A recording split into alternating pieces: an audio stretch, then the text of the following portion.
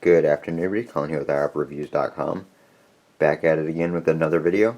Today I'm back on my old Canon camera because I am going to do a first impression slash review after first use of the Lumix DMC FZ300. This is similar to the Lumix G7, I want to say, if I remember that model correctly. But this lens is not interchangeable. You can get lens adapters for it, so you can put macro lenses and stuff like that on it. There's a couple different lens accessories they sell to put on this lens to do different kinds of shooting, but the full lens itself is not interchangeable. This one is, let's see, here's all these specs. It's 12.1 megapixels, full HD 1920 by 1080. It also does 4K, which you can take 8 megapixel shots from the 4K videos. It has the free angle LCD, so you can turn it, flip it out, turn it back, or put it back onto the unit, which I'll show you in a second how that works. 12 FPS burst shooting, contrast with autofocus, low light autofocus. It's got touch autofocus and auto exposure. Like I said, 4K. You can do time lapses, panorama, focus peaking. It's got a built-in flash, creative control, scene guide, and it is wireless. They have a really good app for controlling the camera. So like I said, it is the DMC FZ300.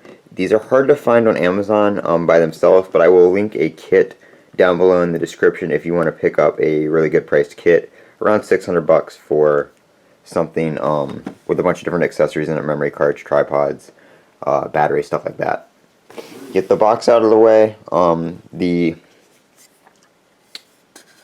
lens hood is detachable like that. I leave it on for shooting. I just think it looks better. I like how it looks.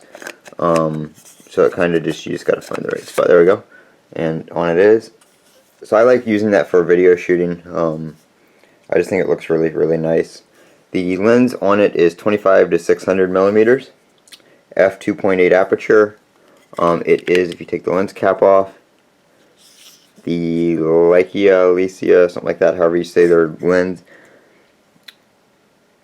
2.8 aperture, and then there's that right there. On the side here, you have your focus wheel right here.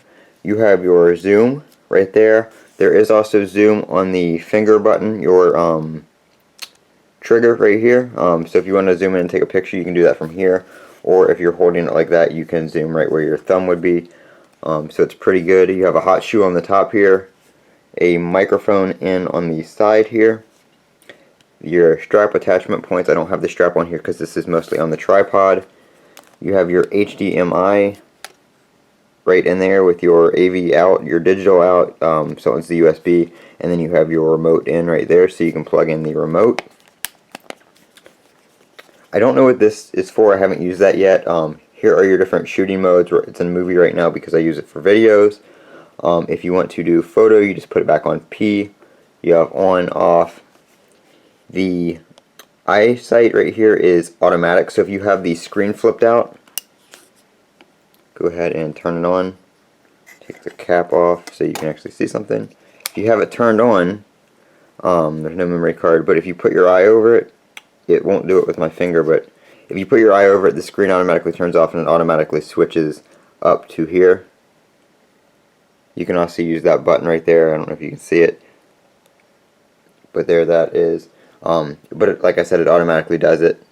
It does have a touchscreen, a really nice touchscreen. You can flip it around and flip it back in. You can keep it flipped around for vlogging, for shooting on a tripod when you're on the other side of the camera, like when I'm over there in the chair. So it's got a really nice screen on it. Like I said, it does have a hot shoe for microphones and stuff like that. You have your autofocus, manual focus. I don't know what AFC is. I am new to this type of camera, so I'm still learning. Right here you have your playback, so you can watch your videos, review your pictures on the memory card. Your display that goes through a bunch of different modes or turns it on and off. ISO, white balance, 4K, couple different shooting settings there for both photo and video, depending on what mode you are in on the top here. And that, I think, is the grid, if I remember correctly. Right here you have function 3, which is the menu button, and delete if you're in the pictures. I think you can change the function buttons. I think there's a setting for that. There is a dedicated record button on the top, so you push that and it automatically starts recording video. If you're in movie mode, I think that will record video too, but I just use the record button. Right here you have your autofocus, auto exposure lock.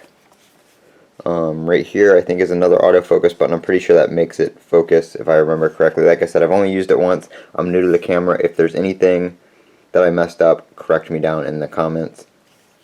But I'm still learning on this camera. It's a really nice camera. I think it has great video quality, great 4K quality. Like I said, it's 12.1 megapixels, but it has the 4K sensor in it, so it's still a beast of a camera.